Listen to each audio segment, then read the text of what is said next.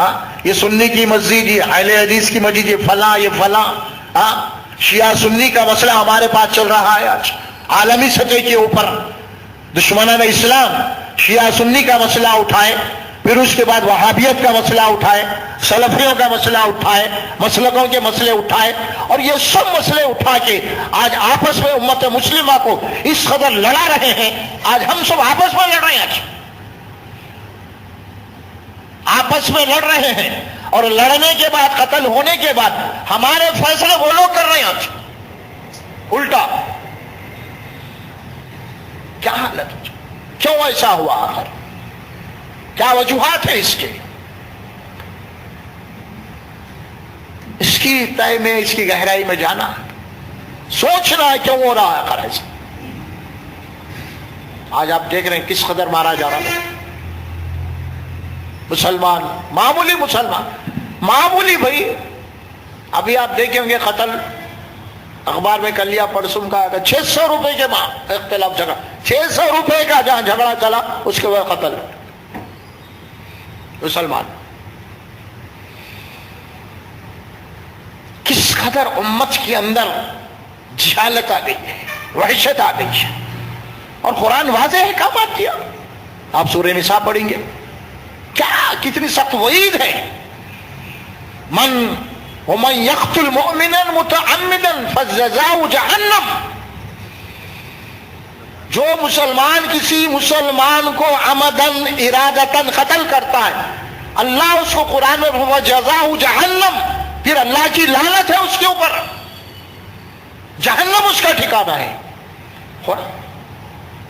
اختلاف، مسئلے کی اختلاف پہ لڑائی، یا شیعہ اور سنی کی اختلاف پہ لڑائی، ہاں حنفی اور غیر حنفی پہ لڑائی جھگڑے.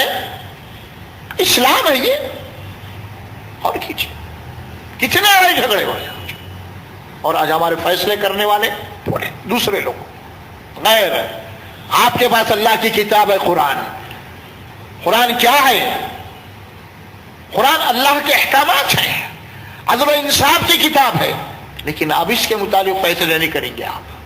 جو کتاب آپ کو سیدھا راستہ بتانے والی ہے، جو کتاب آپ کو عدل اور انصاف کے فیصلے سنانے والی، اس کتاب کے فیصلے نہیں مان رہے آپ اپنے فیصلوں کو عدالت میں لے کے جا رہے ہیں، آپ اپنے فیصلوں کو پولیس اسٹیشن لے کے جا رہے ہیں، پولیس والوں کے پاس لے کے جا رہے ہیں. مسلمان آج دیکھیں اب کتنے ایسے ہیں. اور کیجیے کیسے ہوں گے؟ پھر مسلمان ہیں.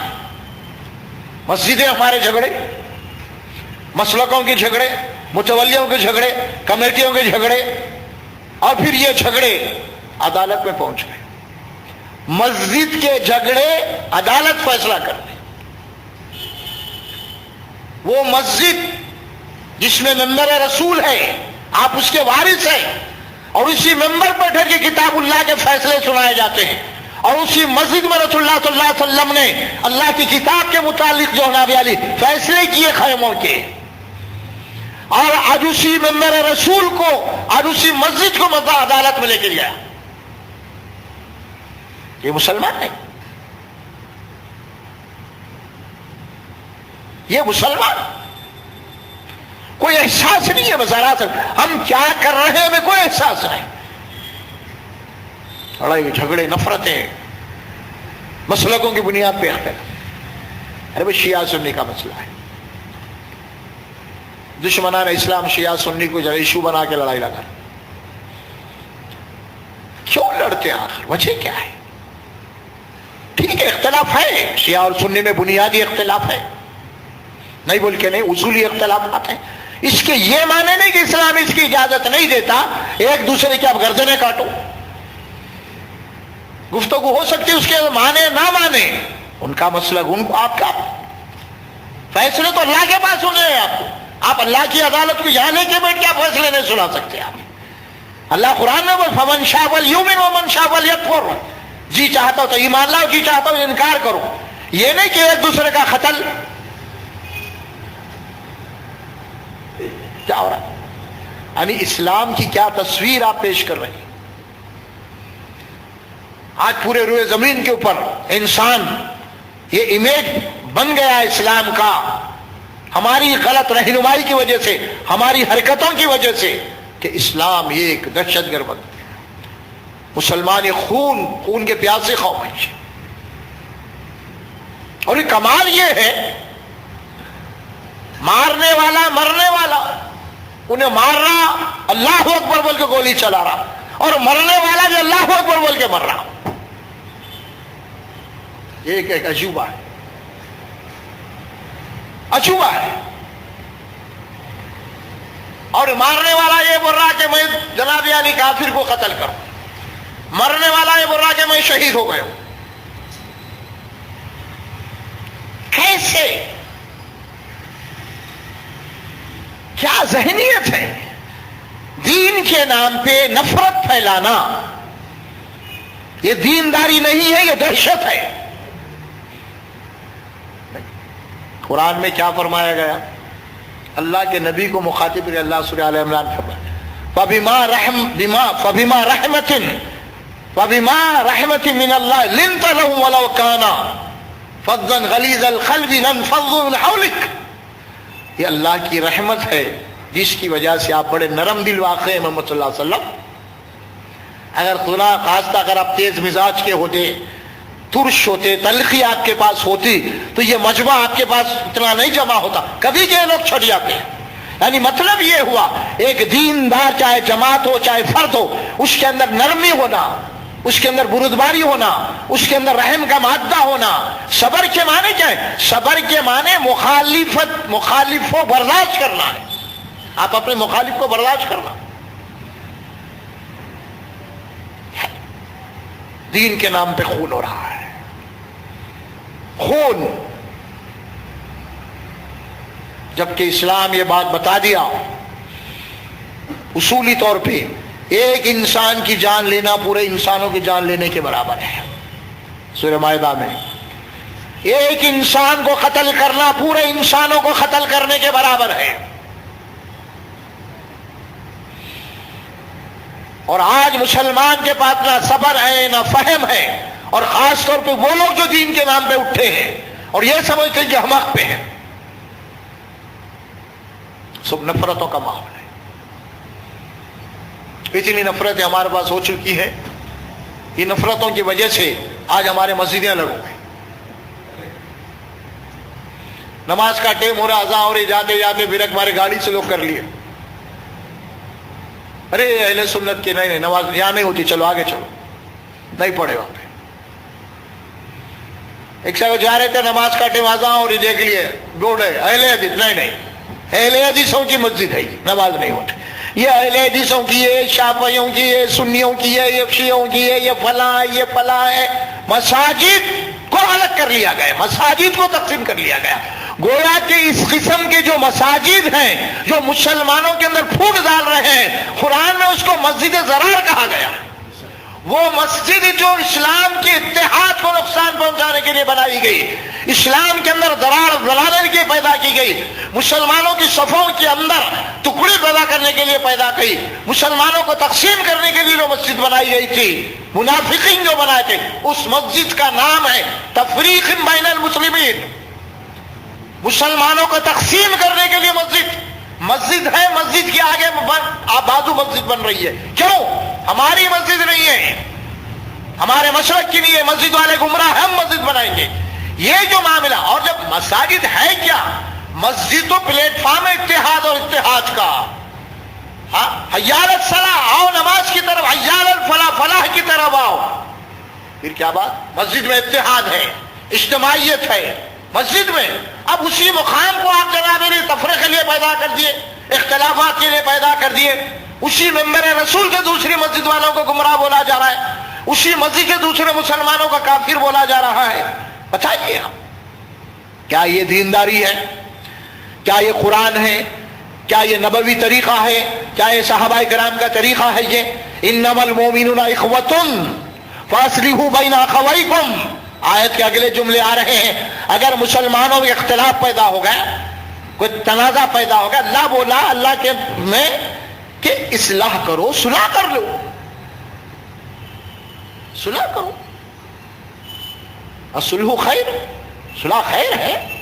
اصلاح کرو، صلح کرو، اس کے بجائے تفریق بین المومنین.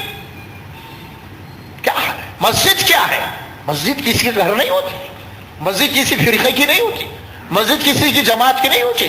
اللہ قرآن میں بولا سورہ جن میں وَأَنَّ الْمَسَاجِدَ لِلَّهِ فَلَا تَدْعُوا مَعَ اللَّهِ أَحَدًا. یہ مساجد اللہ کے گھر ہیں، خبردار کسی دوسروں سے منسوب نہیں کرنا اس مسجد کو. فَلَا تَدْعُوا، نہیں پکارو مساجد کو غیر اللہ کے بھی. اب یہ مسجد غیر اللہ ہے، سو اب اللہ کی مسجد باقی نہیں رہی، وہ فرقے کی مسجد ہو گئی، وہ کوئی مسلک کی مسجد ہو گئی. اب وہ اللہ کی نہیں. اللہ کی مسجد تو وہ ہے حی علی الصلاۃ جب بولتے ہیں سب اس کے آگے. آج یہ حالت ہو گئی. دین کے نام سے قتل، خون، غارت گری، نفرتیں. اللہ کے نبی صلی اللہ علیہ وسلم فرماتے ہیں جس کے اندر نرمی نہیں اللہ تعالیٰ اس کو خیر سے محروم کر دیا ہے. جس کے اندر نرمی نہیں، شفقت نہیں، بردبار نہیں، وہ خیر سے محروم ہو گیا.